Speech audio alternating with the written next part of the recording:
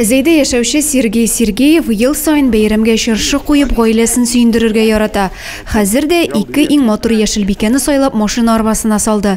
Ә быел нарат алырга булган. Аларның хуш исе балачакны искә төшерә ди ул. Не хочу ставить искусственную, потому что не пахнет она Новым годом. Вот из детства это вот елка, мандарины, вот этот запах, игрушки самое главное. Вот. Зейде чыршы базарлары эшли башлады. Никифоров урамындагы сату ноктасында наратлар гына тезелеп тора. Шулай да сайлап алу мөмкинлеге зур. Иң матурын, копшысын сатып алырга була. Чыршылар исә җылы өй эчендә озак тормыйча ылысын тиз кыя ди сатучылар. Сатабыз наратларны, чөнки чыршылар өйдә бик начар торалар. Наратның ылыслары әйбәтрәк тора өйдә. Харис Гыйззәтуллин тормыш иптәше белән үзеннән дә озынрак наратны сайлап алган. Ел сайын бер җылда калдырмыйбыз.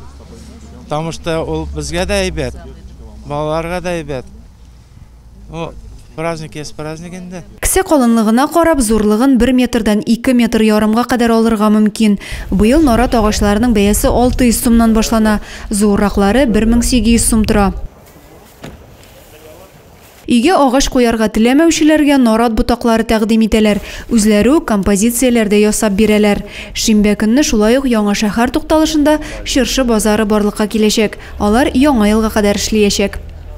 Адилә Бирханова, Юлия Казамарова, Александр Тимофеев, Зей хәбәрләре.